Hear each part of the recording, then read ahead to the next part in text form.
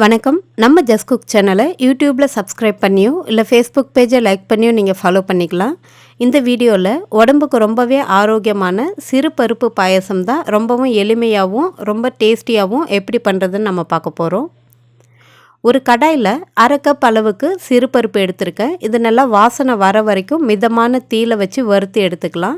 நீங்கள் பாயசம் பண்ணும்போது வறுக்காமல் பருப்பு சேர்த்து பண்ணினீங்க அப்படின்னா அதில் அந்த பருப்போடைய பச்சை வாசனை அப்படியே இருக்கிற மாதிரி இருக்கும். அதனால் இந்த மாதிரி வறுத்துட்டு ஒரு ப்ரெஷர் குக்கருக்கு மாற்றிக்கலாம். அதே கடாயில் 1/4 கப் அளவுக்கு நான் ஜவ்வரிசி எடுத்திருக்கேன். இதையும் மிதமான தீயில வச்சுட்டு அந்த ஜவ்வரிசி நல்லா பொரிஞ்சு வர வரைக்கும் கலர் மாறாமல் வறுத்துட்டு அதே ப்ரெஷர் குக்கரில் சேர்த்துக்கலாம். நீங்கள் ஜவ்வரிசி சேர்க்காமல் வெறுமனே சிறுபருப்பு மட்டும் கூட வச்சு பாயசம் பண்ணலாம். நான் இன்றைக்கி ஜவ்வரிசி சேர்த்து பண்ணுறேன். இப்போ இதை ஒரு முறை தண்ணி விட்டு நல்லா சுத்தம் பண்ணி எடுத்துக்கலாம்.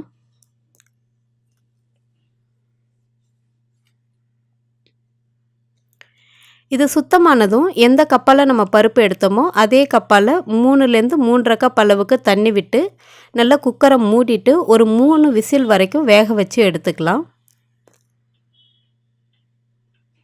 இப்போது 3 விசிலுக்கு அப்புறம் பருப்பு எல்லாமே நல்லா வெந்து வந்திருக்கு. ஜவ்வரிசியுமே நல்லா வெந்து வந்திருக்கு. இப்போ பார்த்தீங்கன்னா உங்களுக்கு நல்லாவே தெரியும், பருப்பு ரொம்பவும் குழஞ்சி நல்லா குழன்னு இல்லை, கொஞ்சம் லைட்டாக நல்லா வெந்து நல்லாவே வந்திருக்கு. அந்த பதம் கரெக்டாக இருக்குது. இப்போது நம்ம வெல்லைப்பாகு ரெடி பண்ண போகிறோம். ஒரு பாத்திரத்தில் 1லேருந்து 1.5 கப் அளவுக்கு வெல்லம் எடுத்துக்கோங்க. உங்கள் டேஸ்ட்டுக்கு தகுந்த மாதிரி கூடவோ குறையவோ நீங்கள் சேர்த்துக்கலாம். எந்த அளவுக்கு வெல்லம் எடுக்கிறீங்களோ அதே அளவுக்கு தண்ணி சேர்த்துட்டு வெல்லம் நல்லா கரையிற அளவுக்கு வெயிட் பண்ணலாம். நல்லா இந்த பாகு கம்பி அந்த மாதிரி எந்த பதவுமே நீங்கள் பார்க்க வேண்டாம். இதோடைய தூசு அந்த மண் அதெல்லாம் மட்டும்தான் நம்ம ரிமூவ் பண்ண போகிறோம். அதனால தான் இந்த மாதிரி நல்லா காய்ச்சிட்டு இந்த மாதிரி ஒரு வடிகட்டியில் வடிகட்டி சேர்த்துக்கலாம்.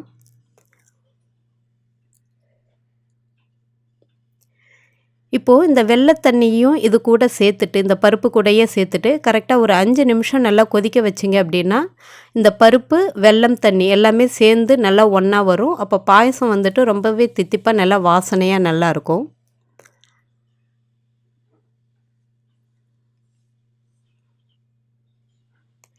இது நல்லா கொதித்ததும் வாசனைக்காக ஒரு 2 ஏலக்காயை நல்லா தட்டிட்டு சேர்த்துருக்கேன். நீங்கள் ஏலக்காய் பொடி வச்சுருந்தீங்கன்னா கூட சேர்த்துக்கோங்க. இதை ஒரு பக்கம் அப்படியே கொதிச்சிட்டு இருக்கட்டும், அப்படியே சிம்மருக்கு மாற்றிக்கோங்க. நம்ம இப்போது முந்திரி திராட்சையை வறுத்து சேர்க்க போகிறோம். 2 ஸ்பூன் அளவுக்கு நெய் சூடு பண்ணிவிட்டு கொஞ்சமாக முந்திரி சேர்த்துருக்கேன். இந்த முந்திரி பருப்பு லேசாக நிறம் மாறினதும் நம்ம காஞ்ச திராட்சை சேர்க்க ஆரம்பிக்கலாம்.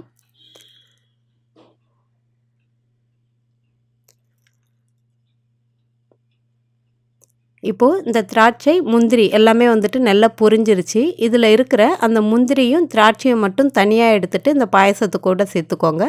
அந்த நெய் வந்துட்டு கரண்டிலே இருக்கட்டும். அதே நெய்யில் நான் வந்துட்டு துருவின தேங்காய் 1 டேபிள் ஸ்பூன் அளவுக்கு சேர்த்துருக்கேன் நான். நீங்கள் சின்ன சின்னதாக குட்டி குட்டியாக கட் பண்ணி கூட சேர்த்துக்கலாம். இதை லேசாக வறுத்துட்டு அந்த பாயசத்து கூடவே சேர்த்துடலாம்.